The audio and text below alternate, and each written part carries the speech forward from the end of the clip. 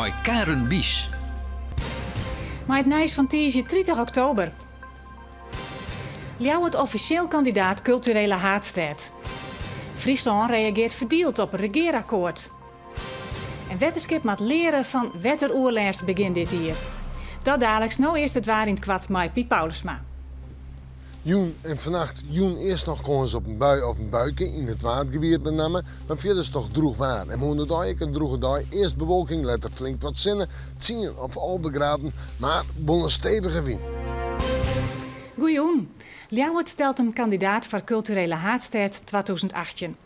Dat had de gemeente juist jong besletten na een pittige discussie. Er weer vooral kritiek op de financiële onderbouwing. Uiteindelijk stemden 24 van de 32 rietsleden voor. En dus gaat Ljouwert nou de strijd aan met concurrenten Maastricht, Eindhoven, Den Haag en Utrecht. Op voorhand wienen de kranten die de Friese bevolking enthousiast maakten met de culturele haatstad 2018 al printen. En dat wils de gemeente pas juist jong een besluit nemen moest over de kandidaatstelling. En het stond het wienen voel. Zij vinden de financiële onderbouwing net goed. Maar burgemeester Kronen kon een meerderheid van de leden doch door de streek loeken, maar de meedeling dat Ljouwert de eigen investering al in de pongen had. We hebben per jaar een paar miljoen over, dit jaar zelfs nog meer. En dat sparen we ook, want we moeten reserves hebben voor nieuwe bezuinigingen en voor andere tegenvallers. Maar dan nog hebben we geld over, dus we hoeven niet opnieuw te bezuinigen om culturele hoofdstad mogelijk te maken. Ex-CDA Harry van der Molen ontnoot dat tieren kritisch hoe de nominatie van culturele haatstad stemde voor. Zijn fractiegenoten wienen verdeeld. Dan ben ik gewoon 2 CDA's die zijn, dit doen we net. Dan komt een CDA's fractie net uit jouw toer. Nee, maar dat komt omdat we echt net bot uit binnen. Zo eerlijk ben ik ek. De VVD, wie juist met de NLP, werd het voelstjinstonder van de culturele haatstad. Benamen de 18 miljoen euro die het bedrijfsleven op tafel is mat, is nevens haar onwis. Maar ook die barrière waar toch de burgemeester voorthellen. Nou, er is al een brief van het VNO-NCW, die gaat ons helpen om met de bedrijven om tafel te gaan zitten. Heel veel bedrijven hebben al zelf gezegd, we hebben de intentie om bij te dragen. Nou, dat schrijven ze alleen maar op als ze weten dat ze later ook boter bij de vis geven.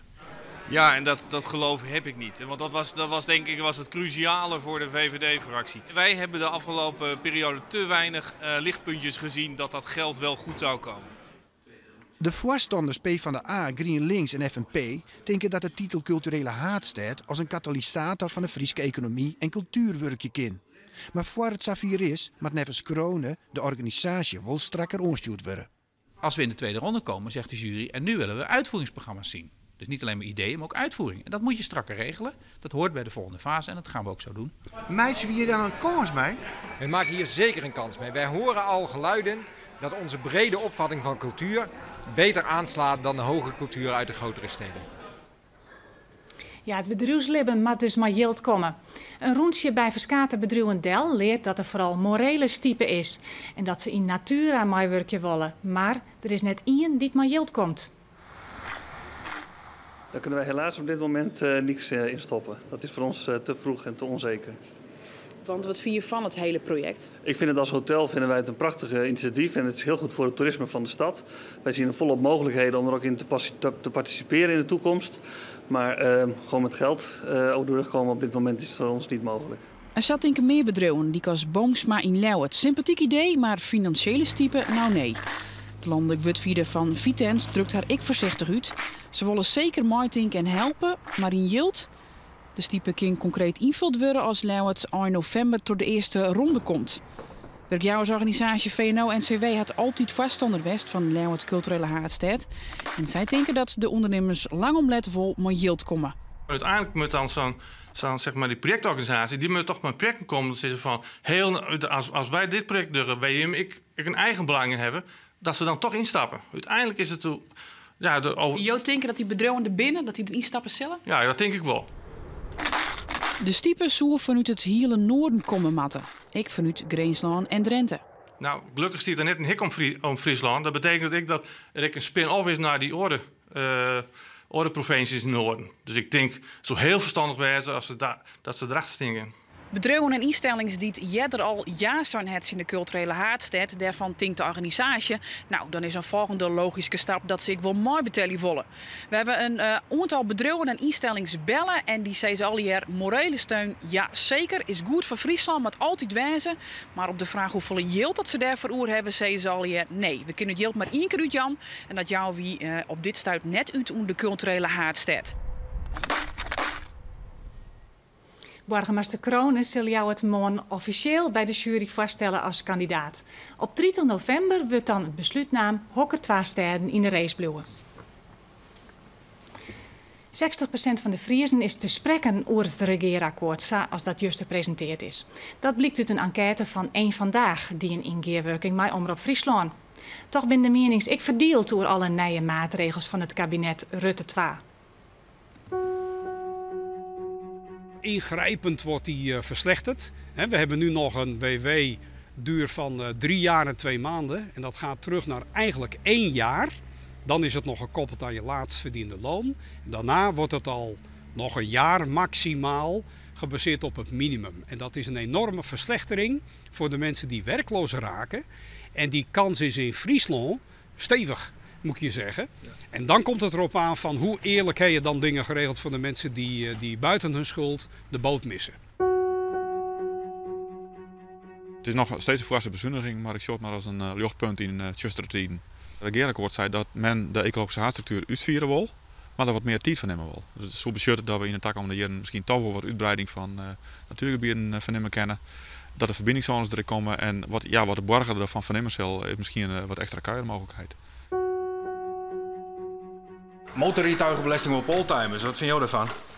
Ja, dat vind ik natuurlijk heel erg en voor de liefhebber is dat natuurlijk heel zuur. Met name over zo'n auto, dit is echt een liefhebbersauto. Maar ik denk dat het meer gaat om de belastingcenten dan om het milieu. Verwacht je ook dat de handel in oldtimers nou wat instorten zal? Ja, die zal zeker wel instorten. Als het echt helemaal rond is, dat eind 2013 best dan verplant dat mensen weten dat het echt de belasting weer betaald moet worden, dan wordt de handel ook minder. Ja. Ben je onder de 18 mag je geen alcohol mee keepje? Goeie zaak? Oh, hele goede zaak. We zijn er dolgelukkig mee. Gisteren toen het bericht doorkwam, toen kreeg ik meteen al mailtjes van de andere dokters van de alcoholpolies elders in het land. Yes, dit is waar we naar gestreefd hebben en het gaat nu echt gebeuren. Eindelijk is doorgedrongen tot Den Haag dat jongeren heel kwetsbaar zijn voor alcohol. De hersenen van jongeren zijn zo kwetsbaar. Die moet je gewoon beschermen. We beschermen mensen met een valhelm omdat ze als ze op de grond vallen hun hersens intact houden. En ook met alcohol, voor alcohol moet je jongeren beschermen.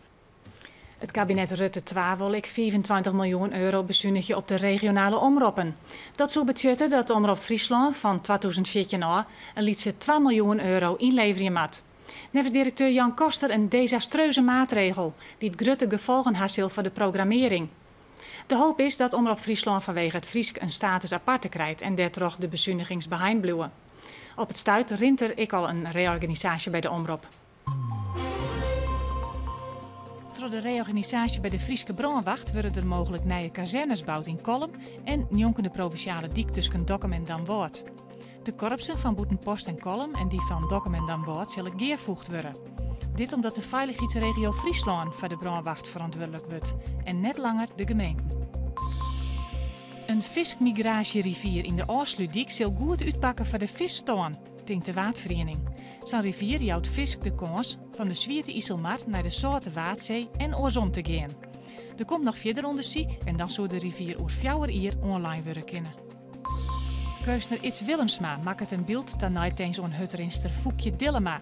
Zij roen in 1950 een Nederlands record op de 200 meter, maar waar daarna korst trok de Atletiek Unie, omdat er twijfel wie of zij wel een vrouw wie. Na haar deer in 2007 kreeg Dillema eerherstel van de Atletiek Unie. Een uniek tegeltableau in Museum Prinsessenhof in Ljouwert.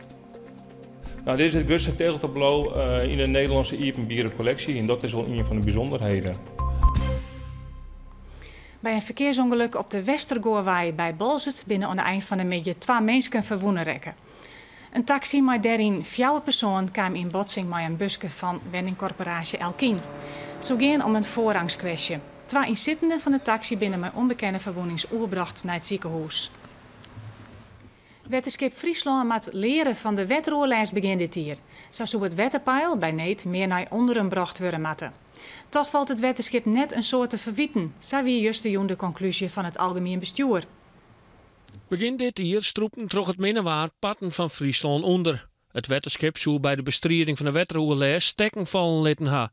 Zo binnen leden van het dijstig bestuur te let inlichten over de problemen en is er te let ingrepen. Zo weer de kritiek van algemeen bestuurslid Sjerp de Jong. Nou, ik denk als men een mariewisseling was om de olieballenbakken geweest is, maar net omdat het wetterskip dacht het. En dus daar is natuurlijk wat mis mee gegaan. En toen is het de knop omdraaid en het gemalen omzetten en oren vooruit en toen weer om en toen weer uit en zulke dingen al hier. En dat men net in je lijn lusten had. Het actiecentrum weer net op water, men hier kwam net goed bij elkaar. Er zijn alle zaken die net klopten. Uit zijn de Jong stieren alle leden van het algemeen bestuur achter het wetterskip. Zo die blikken juist doen bij de evaluatie van de wetroerlijst. Wel valt er nog een soort te leren van zulke periodes met extreem waar, vindt ek de Diegraaf. In de toekomst moeten we misschien nog eens nadenken over de boezempeil niet nog minder hoog moeten laten komen. Of we nog lager onder het peil moeten malen. Dus we doen, normaal is het nu 52 centimeter, min 52. We gaan zelfs tot min 54. Dan staat het al 2 centimeter lager. Maar misschien moeten we nog wel iets lager gaan zitten om nog meer berging op die boezem te creëren als dit eraan komt. De nieuwe reetrijdploeg Team Liga, onder leiding van oud-Olympisch kampioene Marianne Timmer, bestaat hastvolslijn uit Frieske riedsters. Vanmiddag is Team Liga presenteerd in I-stadion Tialf op het Jereveen. Meervoudig sprintkampioen Margot Boer van Gwijngeriep is de enigste reetrijdster die het al in de oude ploeg van Marianne Timmer ziet. Daarbij komt nou ik Thijsje Oenema van de Jouwer. Zij waart het oude seizoen Nederlands kampioen op de 500 en 1000 meter. Zij is blij met haar nieuwe ploeg. Vorig jaar miste ik een aantal dingen. Ik miste snelle sprintdames om je heen. Ik was eigenlijk op dat moment de enige sprintdame. Natasja Bruinswijk geblesseerd, dus ik ried het hele seizoen eigenlijk alleenig. En mijn bochten waren net zo goed. En ik wist dat Desley Hill zou komen. En met de ervaring van Marianne wist ik dat ik dan hier nog wel betere bochten zou gaan rijden. En die 2 dingen miste ik vorig jaar. En ik denk, ja, ik ken ze vinden bij Team Liga. Dus ja, misschien moet ik dan maar durven en oerstappen en dan zien hoe het uitpakt. De andere teamleden uit Friesland binnen Marion Kuipers, Janine Smit en Yvonne Nauta. Alleen nog allroundster Janneke Ensing komt uit Drenthe. Een bijzonder tegeltableau uit een Portugees paleis. Dat is van Joert Art te zien in Museum Prinsessenhof in Ljouwert. En ze binnen de grutskop, vooral omdat het kunstwerk het grootste is dat in Nederland in een museum te zien is. Dit tableau stelt een hertenjacht voor. En dat kunnen we hier zien onder scène met de mond te hinder, met een speer. En hij volgt hier een hert aan in een viever. Dat ik al onvallen wordt door 3 hoen. Hier verderop op het tableau haast nog zo'n scène. Het is een hert dat wordt spietst door een man te peert met een speer. En het wordt ik nog onvallen door een hoen. En dit tableau hing in een paleis in Lissabon, in Portugal. Museum Prinsessenhof had het tegeltableau in Brooklyn gekregen van het Amsterdamse museum. Daar hong het in het restaurant. Het tableau is in het begin van de 18e eeuw makker troch de Nederlander Willem van der Kloet. Het bestaat uit zowat 600 tegeltjes en is 6 meter breed. En dit soort hele grote tableaus zijn eigenlijk alleen nog maar maken voor de Portugese merken tussen 1670 en 1720. En dit wie voor een paleis? Dit wie voor een paleis en daar ben ik nog 19 oren tableaus voor het paleis maken. Dat is sloopt in 1899 en het tableaus ben verspreid trekken. En dit is een van de weinigen die er nog binnen. Het tegeltableau past nevens Jongstra goed in de expositie van Delfts en Friesk Ierdewerk. Mooi.